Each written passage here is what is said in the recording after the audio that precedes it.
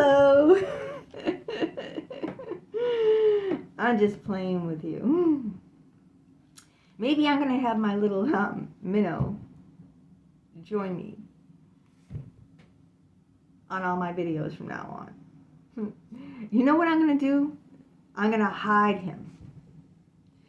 And you guys have to figure out where he is. Just like in Playboy magazine.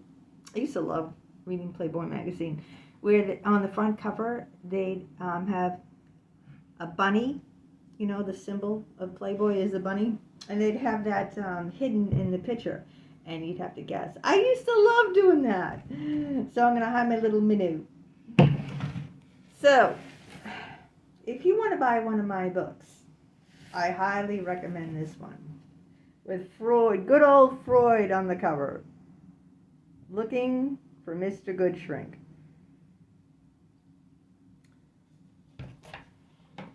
There's a full frontal nude picture of me playing with me in this book.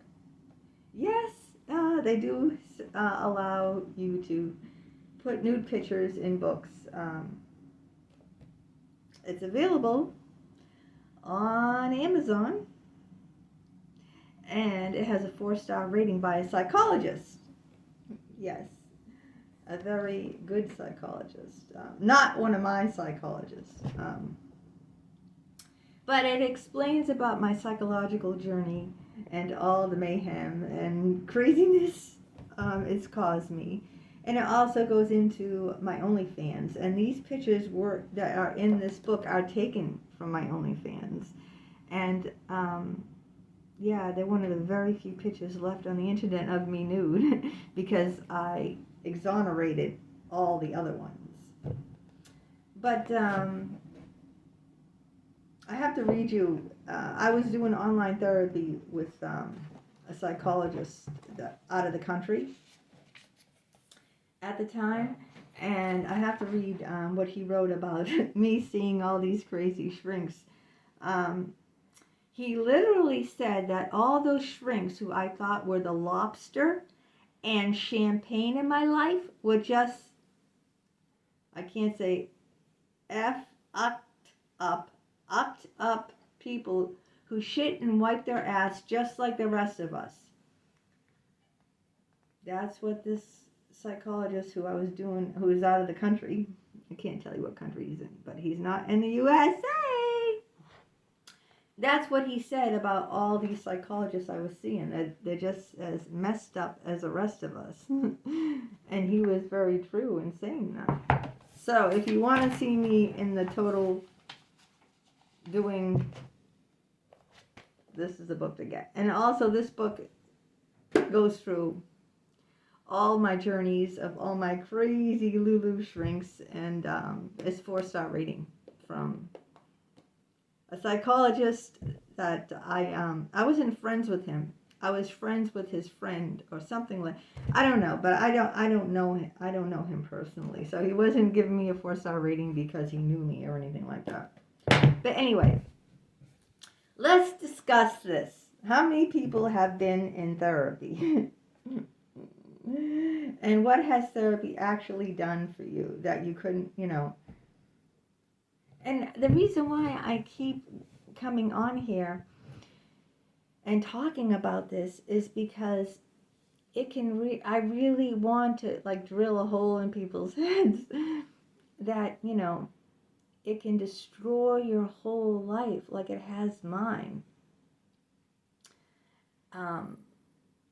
And that's why I keep coming on over and over and over again, kind of like saying the same message to you guys. Because, I really want to tell you, that I'm not over all the harm that these shrinks have done. I'm living proof that, now I carry the burden of alcoholism. And I never had a problem with alcohol in my life. Never, ever. When you're alcoholics, usually become alcoholics early in life, They can't handle their booze in their 20s, Not at 50. That's unheard of. In other words, my whole life, I never had a problem with alcohol. Not one. Sure, I occasionally got drunk. Once in a blue moon, I drank too much. I never drank every day. I never wanted to drink every day. On the weekend, I might have one or two beers. Or when I went out to my husband with dinner, I might have a glass of wine. In other words, alcohol was not an issue. I wasn't an alcoholic where I couldn't have any alcohol because having one glass, I couldn't just stop at one glass. I never had a problem, ever, until Dr. Richard Geist. Now I'm a full-blown alcoholic.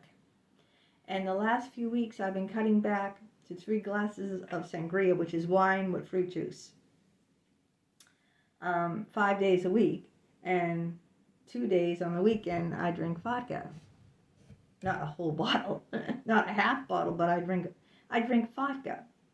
Before I used to drink 7 days a week vodka. But it's a struggle, you know, and let's talk about AA meetings, okay?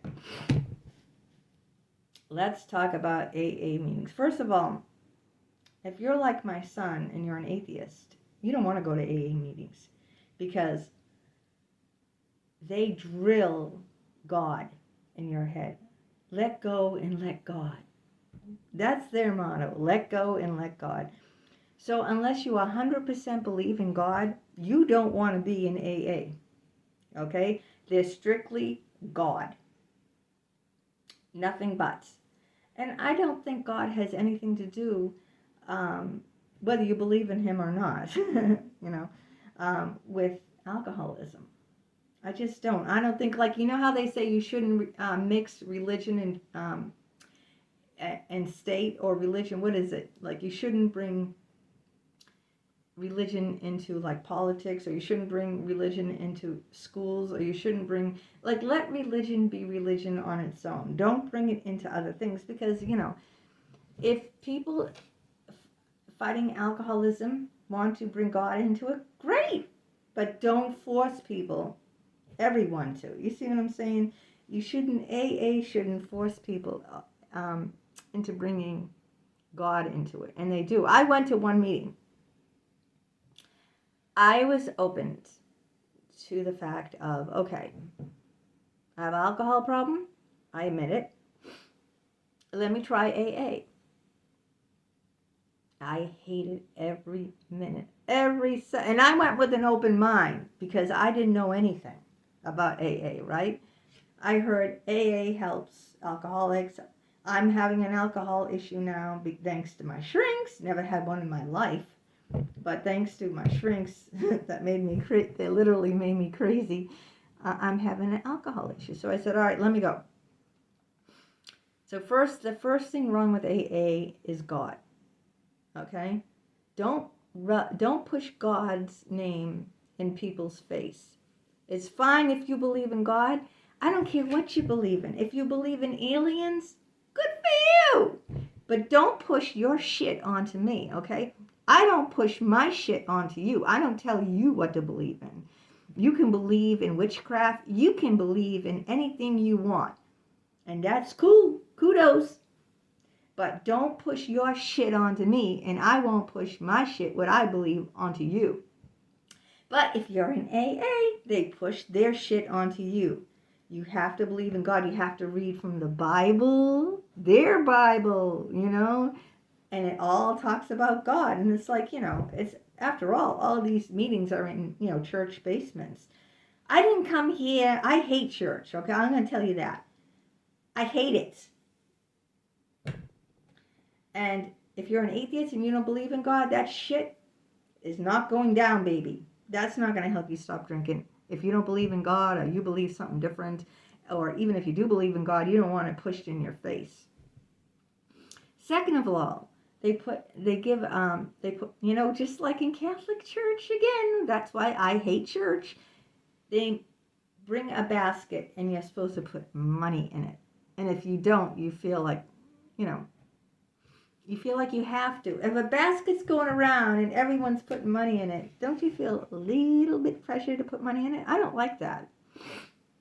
It reminds me of the Catholic Church services where they're always asking for money. Well, the priests are always messing up little boys. Right, I don't like that. Third of all, I don't like how they introduce everyone and say like, hi, I'm Sandy, I'm an alcoholic. And everyone says, hi, Sandy. You know, why do I have to be defined by being an alcoholic? That's what they're doing. Then every person there has to say, hi, I'm Karen. I'm an alcoholic. Hi, Karen. It's like preschool, right? It's like preschool. They're defining you by being an alcoholic, because why can't I just say, hi, I'm Sandy, and everyone says, hi?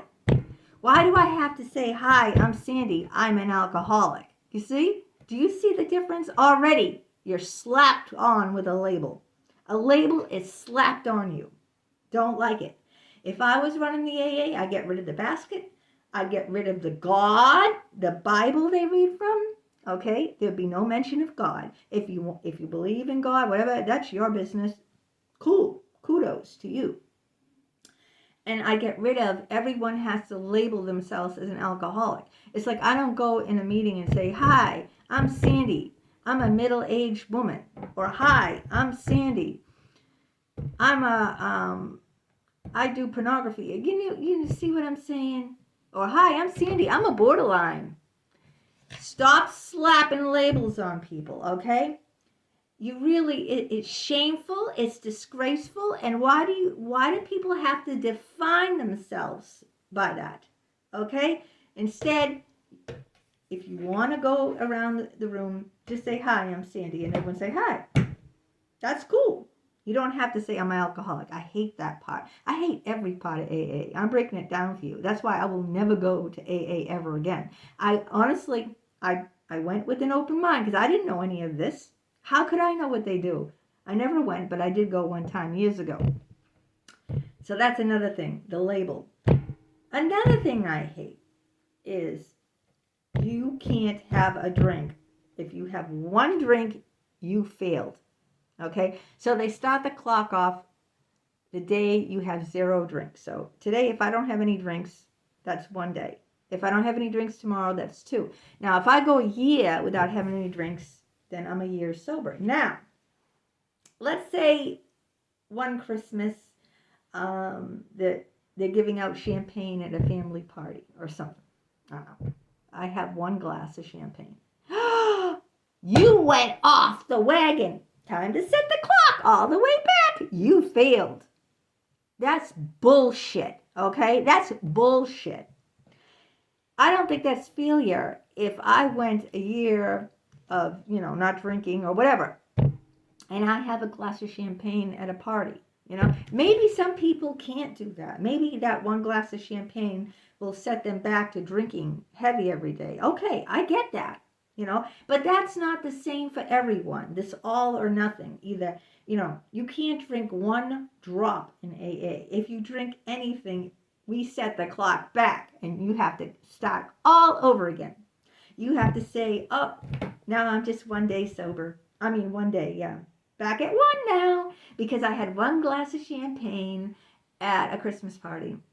I have to set the whole year back like it was nothing. You see what I'm saying? They set you up for failure. I don't believe in that. I believe in, hey, you know what? You have an alcohol problem? People have different levels of alcohol problems, okay? This person might, when I first went, back in 2015, when I went to Dr. Jeffrey Fortgang, and he was an expertise. He dealt with alcoholics in his therapy. His father was an alcoholic, and his practice was primarily helping alcoholics. That was his specialty, Dr. Jeffrey Fortgang. And he said, well, how much do you drink a week? This is back in 2015 now, mind you. And I said, I'm drinking very heavy. I drink 7 drinks a week. Do you know what he said to me? He looked at me and he laughed. He said, 7 drinks a week? Alcoholics would laugh at you. They drink 7 drinks a day. Those are his exact words now. This is a Yale psychologist who's worked over 30, 40 years with alcoholics. And I told him I thought I drank too much. And I drank at that time. I was drinking 7 drinks a week at that time. And he said alcoholics would laugh at you. They drink 7 drinks a day. Back then, I thought 7 drinks a week was a lot of drinking. So you see what I'm saying? Someone like that might want to come back to only having like 2 or 3 drinks a week. Someone who drinks 7 drinks a day might want to cut back to 2 or 3 drinks a day.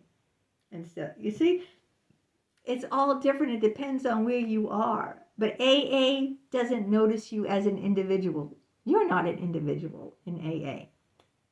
No, they don't go by, give you, it's cookie cutter. Everyone's the same. And I don't believe in that cookie cutter at all. Not at all. And also, a lot of the people in AA look like ticking time bombs. I sat there, right? And I'm looking at these people, both men and women. I'm not discriminating age or sex or race or anything. There's no discrimination here.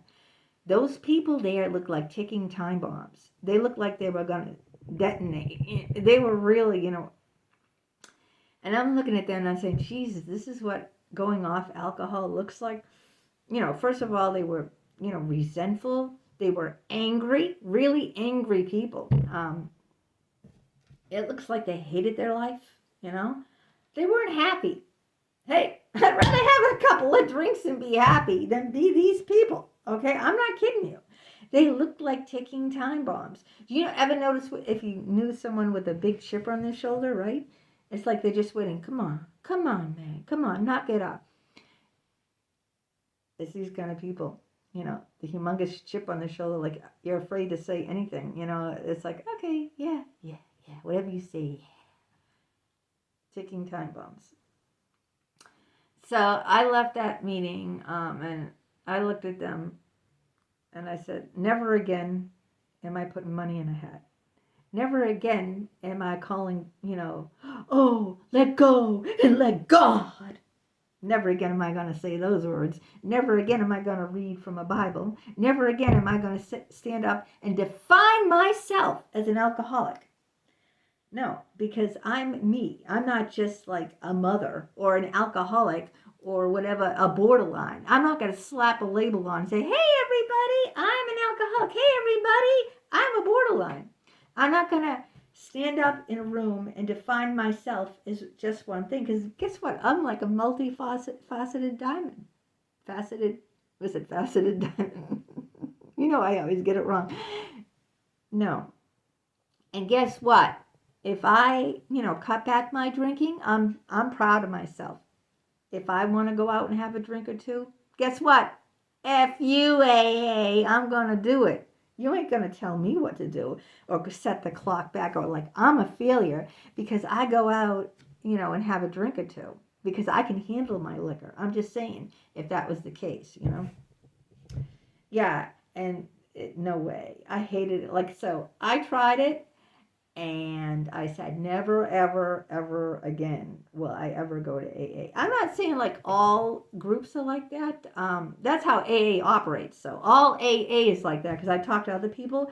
They all read from the Bible. They all say, let go and let God. They all have that. You have to introduce yourself as an alcoholic. They all say absolutely zero drinking. What if you go to Weight Watchers, right? Do they tell you can never eat again? If you eat one little crumb, we'll set the clock back on you. Would they tell you that at Weight Watchers? Huh? Would they tell you can never eat again? You see what I'm saying? Yeah, I never went to Weight. I think I might have went to one of the things back ages ago. I don't know if it was Weight Watchers or what, but I don't remember. But do you see what I'm saying? They're full of bullshit. I don't like them. So that's my opinion. It's just my experience with it, and that's how I come on just to, talk about that. I don't like AA because that's what they typically do in all their programs. There might be other programs out there that I don't know about. Don't know. I'm just telling you the one program that I went to, and yeah, That's why I'm anti AA.